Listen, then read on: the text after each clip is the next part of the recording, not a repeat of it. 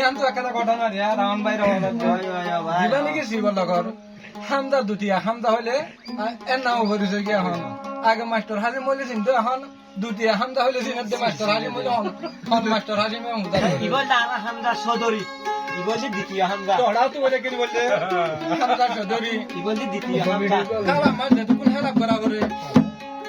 এটুকু হামদা চৌধুরী ভাই করে আর যেতুন টিমলু আহরে দুন হনা হইলে তৃতীয় হামদা দ্বিতীয় হামদা স্ট্রাইকার হামদা